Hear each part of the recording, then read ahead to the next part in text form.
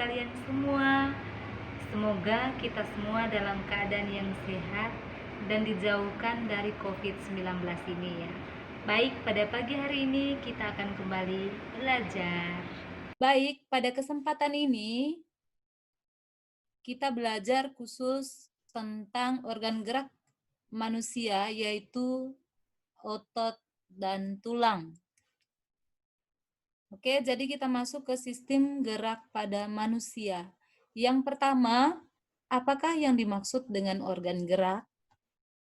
Pasti anak-anak ini semuanya tahu ya.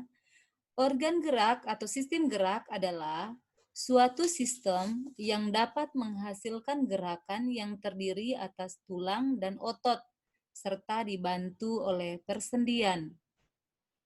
Yang pertama, mari kita membahas tentang otot sebagai alat gerak aktif. Seperti yang anak-anak mis tahu bahwa alat gerak pada manusia ada alat gerak aktif itu berupa otot dan alat gerak pasif itu berupa tulang. Baik, yang pertama, pengertian otot.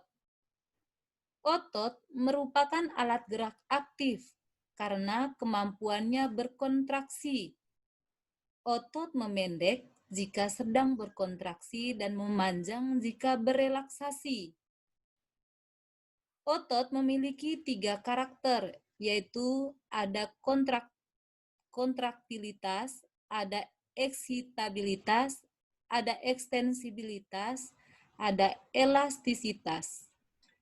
Yang berikut ada 2 jenis otot, yaitu otot merah dan otot putih. Coba perhatikan pada gambar itu. Ada yang warna merah, ada yang warna putih. Lalu, apakah fungsi otot bagi manusia, terutama sebagai alat gerak? Yang pertama, fungsi otot untuk menghasilkan gerakan. Jadi dengan menggunakan otot, kita bisa bergerak, ya. Kita bisa bergerak dengan sempurna. Lalu, yang kedua, otot berfungsi untuk mempertahankan postur. Jadi, kalau tubuh kita tidak ada otot, tubuh kita tidak akan membentuk postur tubuh yang baik. Lalu yang ketiga ada membangkitkan kehangatan. Yang keempat, fungsi otot juga membentuk sistem pencernaan dan memompa jantung. Yang berikut, jenis-jenis otot. Otot terbagi atas 3 jenis. Yang pertama ada otot polos, yang kedua otot lurik, yang ketiga otot jantung. Nah, apakah yang dimaksud dengan otot polos?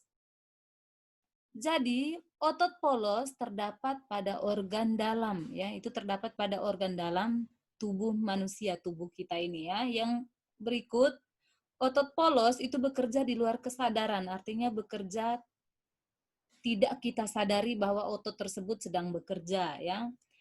Yang berikut, otot polos terletak pada otot usus, otot saluran peredaran darah, otot saluran kemih, dan juga otot yang lain pada bagian dalam tubuh kita. Lalu, jenis otot yang kedua yaitu otot lurik. Nah, otot lurik itu melekat pada rangka, bentuknya silindris dan juga memanjang. Otot lurik bekerja di bawah kesadaran, artinya menurut perintah otak. Ya, dia bekerja berdasarkan perintah otak. Lalu otot lurik juga terdapat pada otot paha, otot betis, otot dada. Ya. Lalu yang berikut, jenis yang ketiga yaitu otot jantung. Nah, otot jantung ini hanya terdapat pada jantung, dia adanya hanya pada jantung ya. Lalu kerja otot jantung ini tidak dapat dikendalikan oleh kemauan kita, tetapi otot ini bekerja sesuai dengan gerak jantung. Oke, itu 3 jenis otot. Yang berikut, kita masuk ke bagian yang kedua, yaitu tulang atau rangka.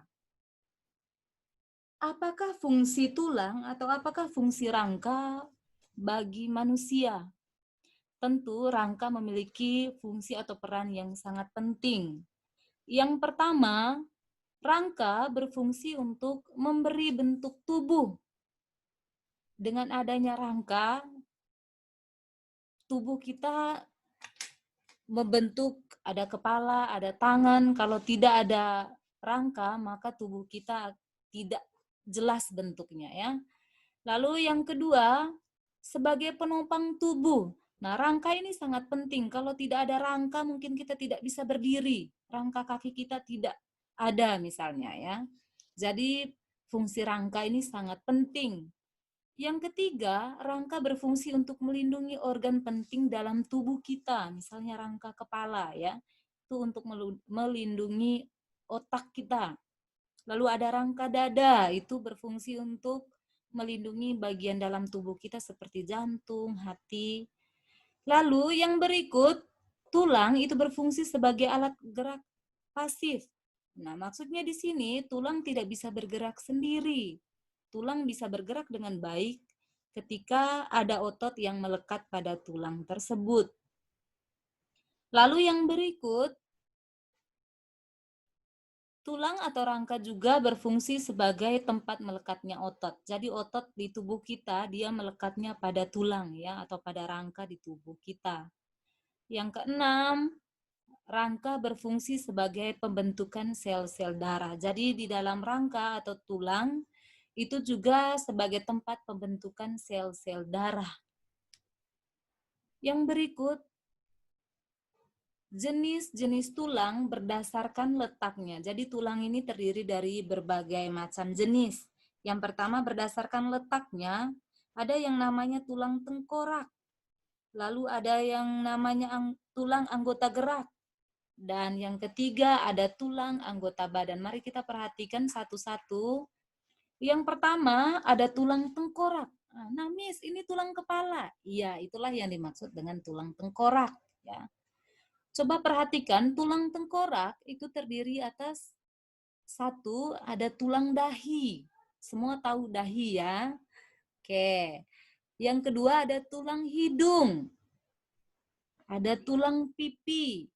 Ada tulang rahang atas, tulang rahang bawah, tulang baji, tulang ubun-ubun, tulang kepala belakang, dan tulang pelipis. Jadi itulah yang termasuk atau yang ada di dalam tulang tengkorak ya, di bagian kepala ya. Lalu yang kedua, tulang anggota gerak. Nah, tulang anggota gerak ini juga terbagi atas dua bagian. Yang pertama, anggota gerak atas dan yang kedua, anggota gerak bawah. Mari kita perhatikan seperti apakah tulang anggota gerak atas. Nah, tulang anggota gerak atas, coba perhatikan ini tulang apa ini? Oke. Coba perhatikan ini bagian tangan, ada jari tangan, ya. Jadi yang termasuk tulang anggota gerak atas ada tulang lengan atas. Anak-anak ini pasti tahu semua tulang lengan, mana lengan kita ya. Tulang lengan atas, kemudian ada tulang hasta. Kemudian ada tulang pengupil. Ada tulang pergelangan tangan. Ada tulang telapak tangan. Dan juga ada tulang ruas jari tangan kita. Yaitu yang termasuk anggota gerak atas. Mulai dari lengan sampai di ruas jari kita ya, tulang ruas jari. Jari tangan maksudnya ya. Lalu yang berikut ada tulang anggota gerak bawah. Nah, anggota gerak, nah, ada tangan, ada kaki. Yang anggota gerak atas tadi ada tangan, yang berikut ada anggota gerak bawah. Itu mulai dari tulang paha. Nah, mulai dari tulang paha itu sudah termasuk anggota gerak bawah ya. Ada tulang tempurung lutut, ada paha, tulang tempurung lutut, ada tulang kering, ada tulang betis, ada tulang pergelangan kaki, ada tulang tumit, kemudian ada tulang telapak kaki, dan yang terakhir itu tulang ruas jari kaki. Jadi itu semua termasuk anggota gerak bawah. Baik, yang berikutnya ada tulang anggota badan. Nah, tulang anggota badan ini juga terbagi ke dalam 4 bagian. Yang pertama ada tulang belakang atau vertebrae, ada tulang dada, ada tulang rusuk, ada tulang gelang panggul.